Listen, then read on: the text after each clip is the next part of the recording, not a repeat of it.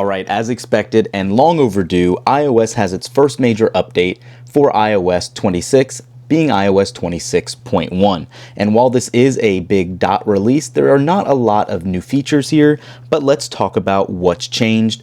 The first one being something we've covered a lot in these videos for the betas, but something you might not be aware of if you have not followed along with that. So under settings and then going into display and brightness, you will see here, yes, it's true, we have a liquid glass toggle. Now, this is not the slider option a lot of people were hoping for. This is simply going to be a way to kind of mute liquid glass. It does not get rid of it. So as you can see, we have two options, clear and tinted. And for clear, that is liquid glass in its regular form. Tinted kind of covers and fills in that oval a little more. And you can see the difference here quite a bit. I do like going into the music app to show you on the now playing bar exactly how this looks. And you can see right here how it's kind of just more translucent than transparent, I guess. Can't really see behind it too much when you zoom in there. But if we go ahead and go back to clear now and go right back, you can see how much more you can see behind that now playing bar and all that. If you go home, you can definitely see it a lot more on the album art. As you scroll around and go into a darker background to lighter, you can see that liquid glass effect right there. So again, while not ideal, I do still like this. Maybe in a future version we will get that slider option, but for now this is definitely not something to be expecting anytime soon. I'm even surprised Apple gave us this, considering Apple always likes to operate under the impression that they know best. They don't want to give consumers too many different options. And the next one is going to be in settings as well, under camera, and if you scroll all the way down, we finally have a way to turn off the lock screen swipe to open camera. So traditionally this wasn't an option, and when it was on your lock screen you can simply swipe over and get your camera open. But now with this new change, let's go ahead and go back. Let me log back in really quick. Let's go ahead and turn this off. Now when you lock your phone, you can see you can no longer accidentally swipe. I think this is a great addition. I've done that so many times trying to dismiss notifications. And plus, you can still always just long press your shortcut here if you have that. If you have a phone with a camera control, you can still launch it that way. There are still a ton of different ways to go about achieving the camera from the lock screen. So definitely glad that is now added. And then also, since we're still in settings, let's go all the way down to apps and go to phone here. In phone, in iOS 26, they added a new haptics option where you were able to get a kind of a notification, a haptic notification when a call is connected or dropped. A lot of people apparently didn't like it. I think this was an awesome addition. I love having it. I'm going to keep it on, but we do now have a toggle to turn off if that is something you were not a fan of. Definitely good to see. Again, we're getting some more options here, but not anything crazy nonetheless.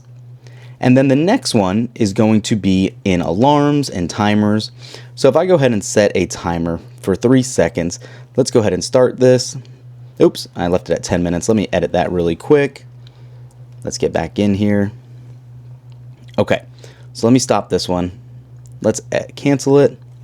Now let's go to 0 minutes and 3 seconds and start it. We now have a new animation to get rid of it.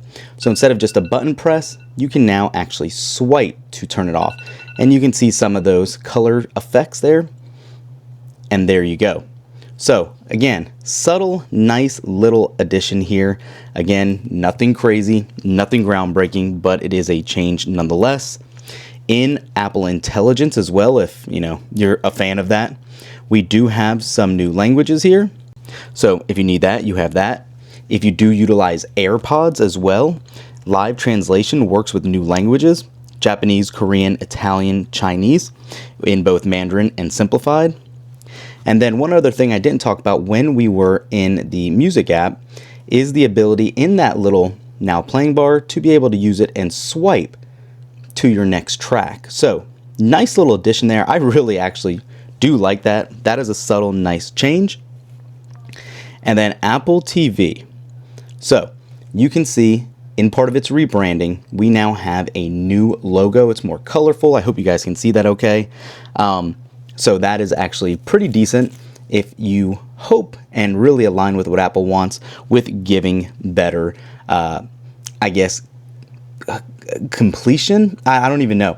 They're saying they're going to revamp the whole Apple TV looks, design, and everything. Still haven't got a new Apple TV set box itself, but it's something to think about as well. And then more so in the fitness app, let me close out of this.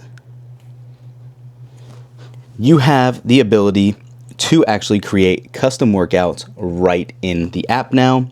There are options for selecting workout types, estimated calorie count, active calories, effort, duration, and start time.